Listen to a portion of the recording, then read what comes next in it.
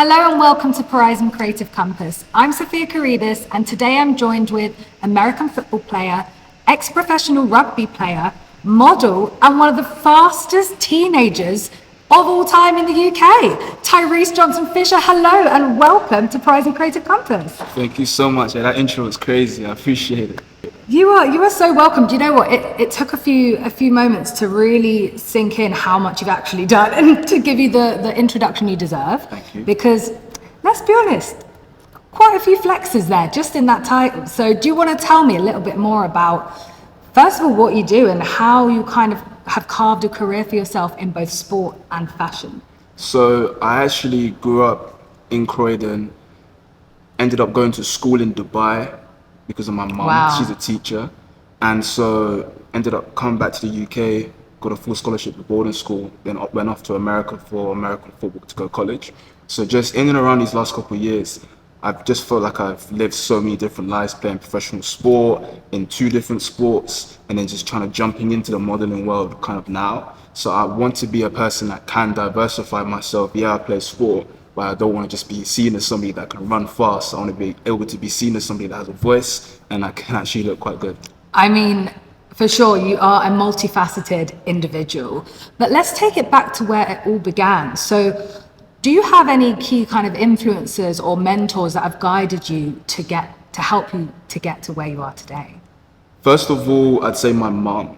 She's somebody who's always had my back. I grew up with her as a single parent. And so as we moved around the world together, also faced a lot of adversity and challenges together, she was always my rock in keeping me grounded and making me into who I am. And then also as I'm very religious. So having God behind me and understanding where I want to get to and knowing that I'm not necessarily following my path, I'm stepping into the passenger seat. I'm letting him take the lead and taking him take the wheel. And from there, that's when I've been able to see some of my best successes. So God and my mum have definitely been the biggest for me. I think you can't really get better than that, can you? You can't. Big up Mumsy and the Lord. Now, I wanted to talk a bit about your achievements. So modeling, fastest teenager in the UK. Do you want to tell me a little bit more about that and summarize with what's your proudest achievement so far? There's so many, so it's going to be hard to whittle it down, but I'd say one of the proudest was in 2017 going on 2018. I was the first All-American from outside of America. So there's a massive game in America called the Under Armour All-America game. okay. Whereby the top 100 players from America in all the high school end up going to this all-star game hosted in Orlando, Florida.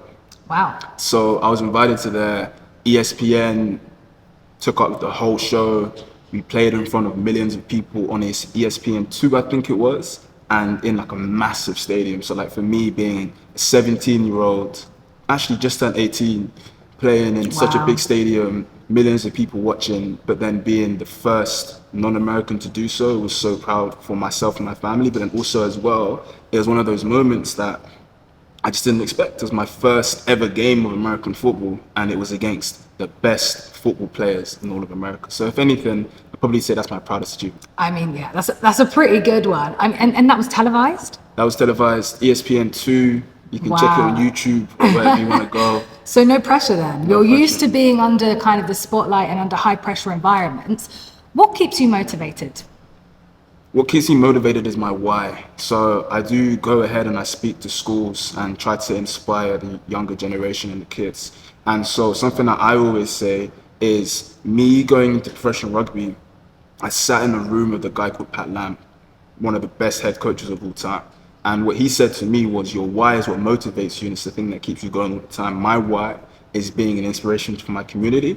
And so if I was to not give 100% every single day, then I'm letting them down. So for me, I can't do that.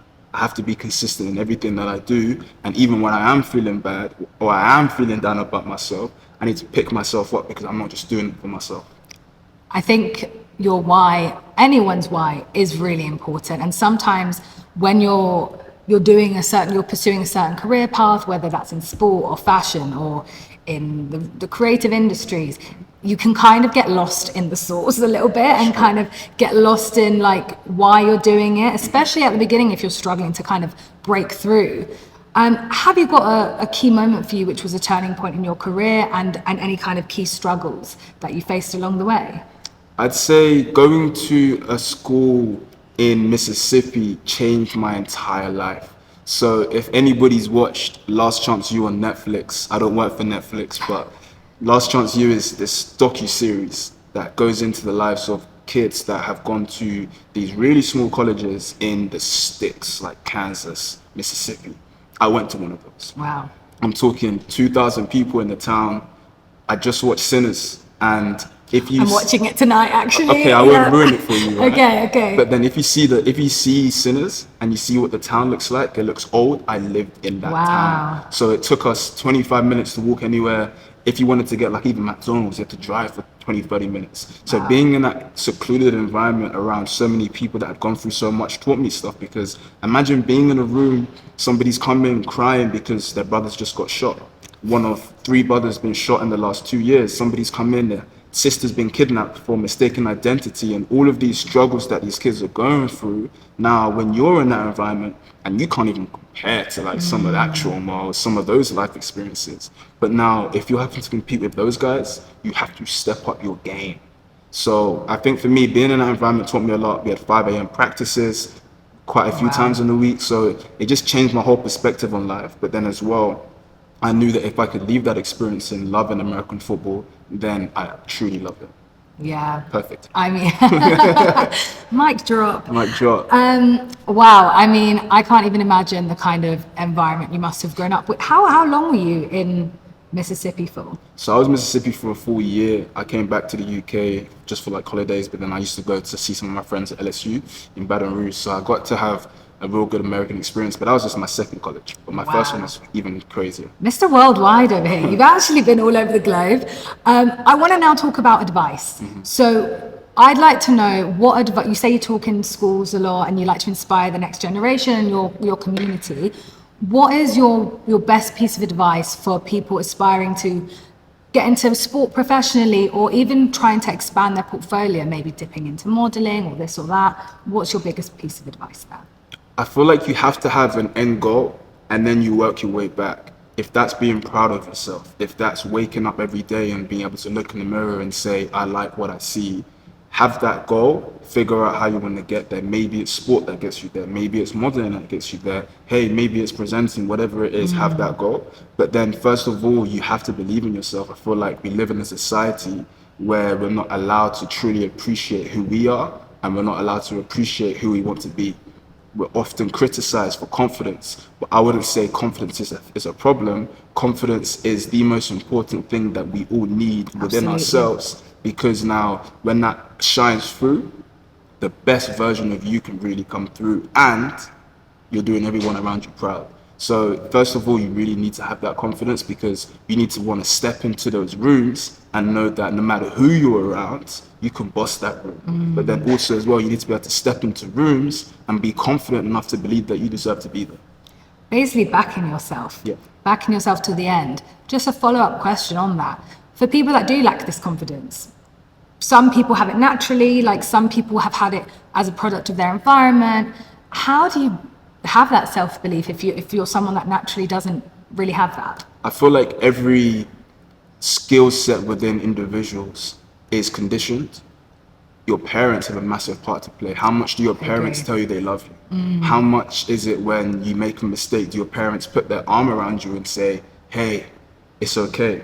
So I feel those things have such a massive factor in regards to the confidence of an individual.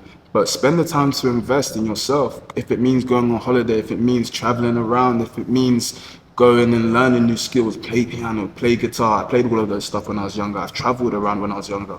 So I feel like just being in so many different environments and trying so many different things, that's where you really get to learn who you are, and it makes you a better person too.